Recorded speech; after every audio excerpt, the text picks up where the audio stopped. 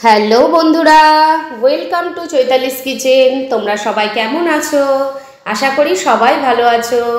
তো প্রতিদিনের মতো আজকেও একটা আমি সুন্দর আমের রেসিপি নিয়ে চলে এলাম। তো দেখো, আমি আমের খোসাগুলোকে ছাড়িয়ে রেখেছি। পুরো পাকা আমগুলোকে হাতের সাহায্যে ভালো করে চেটকিয়ে নিচ্ছি। প্রথমে আঁটিগুলোকে চেটকিয়ে আলাদা করে দেব।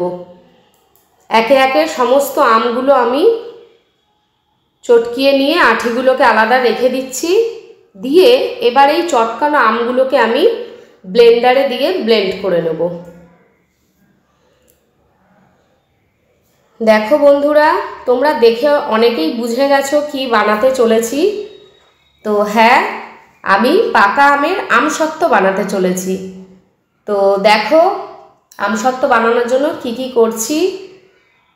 এই পাকা আমগুলোকে এবার আমি ব্লেন্ডার জারে দিয়ে দিচ্ছি, ভালো করে পেস্ট করে নেব। কার কার ভালো লাগে পাকা আমের আমসত্ত্ব অবশ্যই কমেন্ট করে জানাতে কিন্তু ভুলবে না বন্ধুরা। আমার তো ছোটোবেলায় খুব প্রিয় ছিল এই পাকা আমের আমসত্ত্ব। তোমাদেরও কার কার ভালো লাগে অবশ্যই জানিও।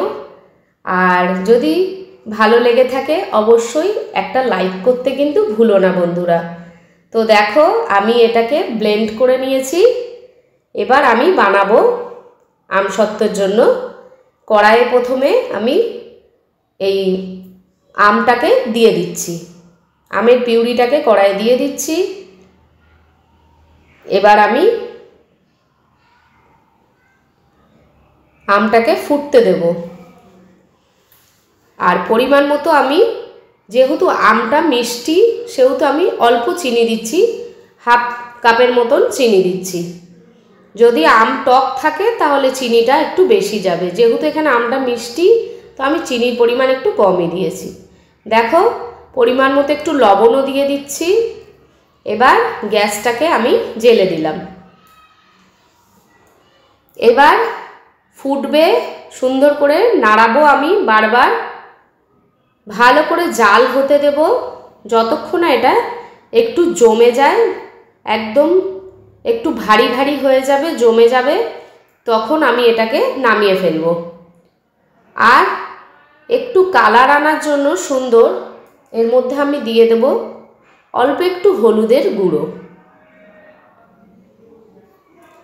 আগে সুন্দর করে এটাকে ফুটতে দেব, ভালো করে ফুটবে, জাল হবে।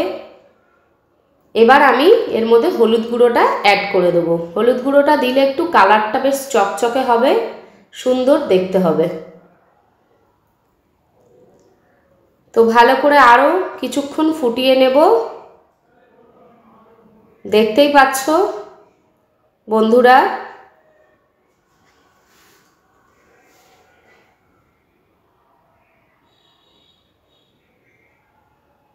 এবার আমি একটা থালাতে, একটু কাঁধা উঁচু একটা থালা নেব, নিয়ে ওর মধ্যে সাদা তেল ব্রাশ করে নেব। আমি হাতের সাহায্যেই তেলটা মাখিয়ে দিচ্ছি থালার মধ্যে। আর আমি এর মধ্যে একটু বিট লবণ দিয়ে দিচ্ছি, স্বাদের ব্যালেন্সের জন্য। নুন চিনির ব্যালেন্স হবে, মিষ্টিও হবে, খুব ভালো লাগবে।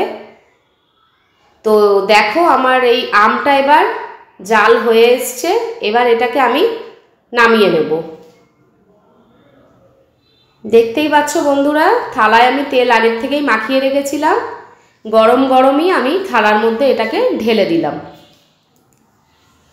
ঢেলে ভালো করে এটা ফ্ল্যাট করে দেব। এবার আমি এই নর্মাল টেম্পারেচারে একটু রাখবো, তারপর আমি এটাকে 2-3 দিন রোদে রেখে দেব। 3-4 দিন রোদ ভালো করে টানা লাগাবো, শুকিয়ে যাবে আমসত্ত্বটা। দেখতেই পাচ্ছ থালায় ঢেলে ফেলেছি। থালাটাকে কিন্তু কাত করলে চলবে না, সোজাভাবে সুন্দর করে রোদে দিয়ে আসতে হবে। তো আমি রোদে দেবো এবার 3-4 দিন পরে আবার দেখাবো তোমাদের। তো দেখো, 3-4 দিন পরে আমি রোদের থেকে এটা শুকিয়ে নিয়েছি বন্ধুরা। এবার এটাকে থালা থেকে পিস পিস করে কেটে নেব। প্রথমে আমি চারদিকে আমসত্ত্বটাকে ছাড়িয়ে নেব।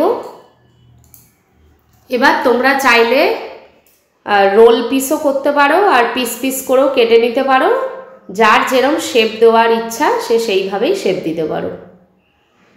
আমি প্রথমে গোল করে সব কেটে নিয়েছি চারিদিকে। এবার এটাকে আমি পিস পিস করে কিছু কেটেছি আর কিছু রোলের মতন করে নিয়েছি। লম্বা লম্বা করে এরকম কেটে গুটিয়ে নেব রোলের মতন করে। দেখো প্রথমে আমি 2 পিস তুলেছি, এই যে 2 পিস কেটে নিয়েছি প্রথমে। দেখতেই পাচ্ছ খুব শক্ত হয়নি, একটু সফট হয়েছে, খেতেও কিন্তু দারুণ হয়েছে বন্ধুরা। দেখো এই শেপে আমি কেটে নিয়েছি।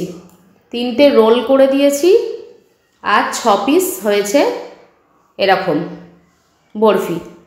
তো চলো বন্ধুরা, লাইক কমেন্ট শেয়ার আর সাবস্ক্রাইব করো নতুন বন্ধুরা, পাশে থেকো।